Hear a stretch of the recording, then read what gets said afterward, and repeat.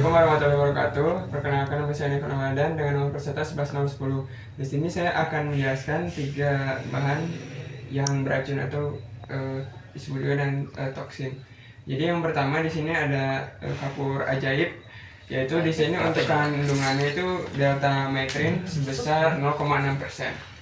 Nah, jadi untuk efek sampingnya, jadi untuk dari petunjuk penggunaannya sendiri setelah menggunakan dari kapur ajaib ini tuh harus mencuci tangan gitu, karena ini adalah zat yang iritatif atau iritan. Jadi untuk yang pertama dari side effectnya itu adalah ke mata. Ke mata itu bisa menyebabkan iritasi dan juga bisa menyebabkan kemerahan. Selanjutnya juga bisa menyebabkan hiperlakrimasi, jadi akan banyak mengeluarkan air mata. Selanjutnya untuk pada kulit, dia itu efeknya itu juga iritatif, jadi dia itu bisa menyebabkan rasa kulit yang kemerahan, kemudian rasa gatal, dan juga ya intinya bisa menyebabkan rasa gatal dan juga kemerahan, pokoknya bersifat iritatif. Kemudian selanjutnya itu untuk pernapasan. Nah, untuk pernapasan ini bisa menyebabkan kesulitan bernafas apabila dihirup, kemudian juga bisa juga menyebabkan sesak napas juga seperti itu. Jadi untuk penanganannya yang pertama itu adalah apabila dia itu terkena mata, maka harus dibilas dengan air mengalir selama 15 menit. Namun apabila bantuan kesehatan belum datang, maka terus dibilas selama 15 menit. Nah, tapi itu untuk penanganan pertamanya, first aid-nya. Nah, tetapi sebelum itu juga harus dipastikan juga dari ABCD-nya atau dari stabilisasi korban. Yang pertama itu RW juga harus jelas gitu, dan apabila RW-nya ada hambatan maka bisa diberikan oksigen tambahan, dan juga breathing-nya harus jelas. Kemudian berikutnya itu apabila pasien mengalami perburukan dan juga tidak setelah diberikan air mengalir itu ada gejala-gejala lain, maka lebih baik dirujuk.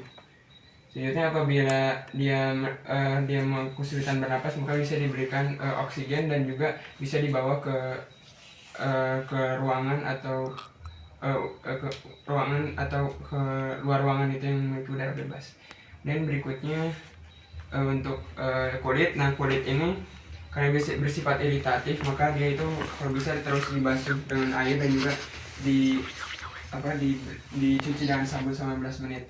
Berikutnya juga apabila tertelan itu dia akan menyebabkan rasa mual, kemudian rasa sensasi terbakar. Namun untuk dari ketika tertelan ini dia tidak boleh dipicu dengan refleks muntah.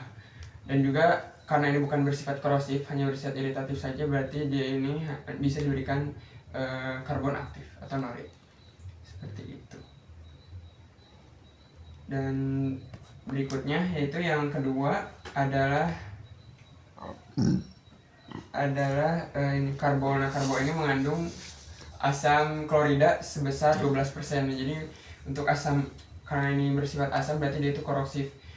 Dan jadinya untuk efek sampingnya apabila terkena mata sesuai dengan sifat korosif, dia bisa menyebabkan rasa terbakar, kemudian juga bisa menyebabkan kemerahan dan juga gatal pastinya, dan juga pasti ada rasa nyeri. Kemudian untuk apabila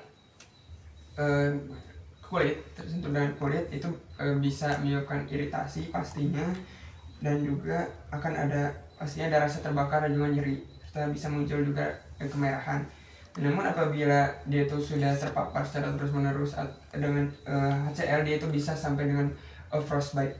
Dan apabila tertelan, dia ini bisa menyebabkan rasa mual, kemudian juga pasti kan karena korosif itu bisa ada burn sensation atau rasa terbakar. Selanjutnya untuk kalau bila terhirup, dia ini bisa bahkan efeknya itu bisa menyebabkan kalau yang stadium akhir itu bisa menyebabkan pleuritis, dan juga bisa menyebabkan kesulitan bernapas, juga kesulitan bernapas. Dan untuk penanganannya mirip dengan yang tadi. Itu pertama stabilisasi dulu, pastikan RW-nya aman, dan apabila juga itu bawa keluar ruangan yang udara bebas. Selanjutnya apabila terkena mata juga sama, dia itu dibilas dengan air mengalir selama 15 menit. Namun apabila tenaga kesehatan belum datang, itu bisa terus dibilas air mengalir. Dan apabila ada perburukan kondisi bisa langsung dirujuk. Dan juga kalau ketika dia tertelan, nah ini tidak disarankan menggunakan karbon aktif karena dia ini bersifat korosif. Jadi yang disarankan itu adalah untuk, dan juga tidak disarankan untuk memicu refleks muntah. Sama seperti dengan kapur ajaib tadi, itu disarankan untuk meminum susu.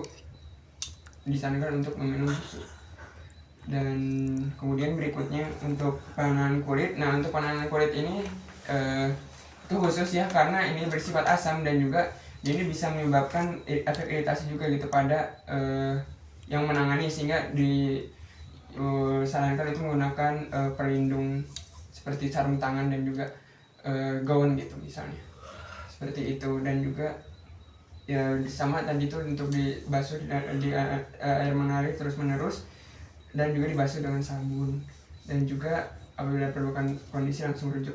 Dan yang terakhir itu adalah alkohol. Nah di sini ini mengandung sesuai dengan gambar itu mengandung etil alkohol sebesar 70%.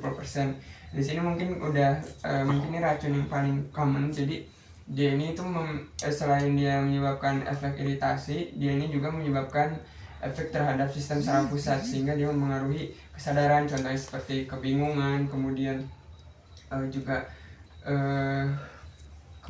kemudian rasa kantuk, dan juga kesadarannya pasti akan menurun.